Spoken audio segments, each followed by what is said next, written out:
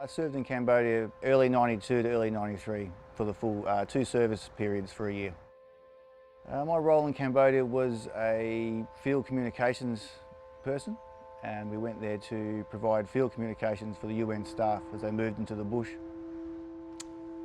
Looking back on it now, I think it's pretty bittersweet for the state that Cambodia is in at the moment, but at the time it was about relationships with your mates and all the good that we did when we were over there. So I met Stuart not long after he'd come out of the army. I don't think it was a very good transition for him back into civilian life. I think on the surface it looked okay. He was functioning fine, but underneath nothing was being dealt with. My transition into family life was terrible. I spent most of my time alone or with a very small group of people. Honestly, I would find the drug of choice and lock myself in the house for days at a time and just see it through in a bit of a haze.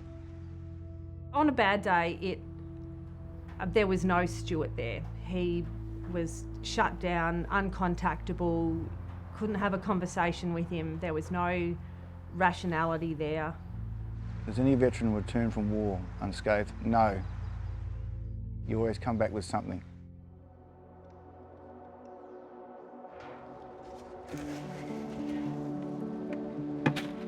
The paddock lead or the stable lead? Grab the green one. I've got jesters. Righto, no worries. Bringing them through this one. Come up! Come up! Equine therapy has a massive ability to change a veteran's life. I think Stuart's a perfect example of that. Come on, you three.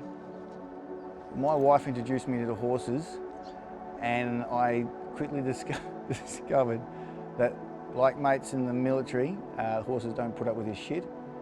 You have to be your best, both internally and the way you display your emotions, otherwise they'll let you know in short terms. Stuart's involvement is a lot of groundwork with the horses. He does do a little bit of riding as well. It helps them and him. It gets them used to being handled by humans and how to read our body language, how we read theirs. And the biggest difference I guess I've noticed with Stuart is his ability to pick up on those subtle changes in a horse's body language when they're that little bit uncomfortable. You're pushing a little bit too hard or, not hard enough. Forming a calming relationship with a horse is one of the primary first steps. I've experienced with one of our older horses, and if I was in any way, shape, out of sorts or in a bad way, he would just circle me for hours. Then I learnt to calm myself, relax, be in the moment, and next thing you know, he was eating sugar out of your hand. Horses teach you a huge amount about who you are. They are a great mirror of ourselves. If we listen to them, we can learn so much from them. They don't mind if you're messy or emotional or upset. As long as you can acknowledge that yourself, they accept that and they're happy to work with you and work through that.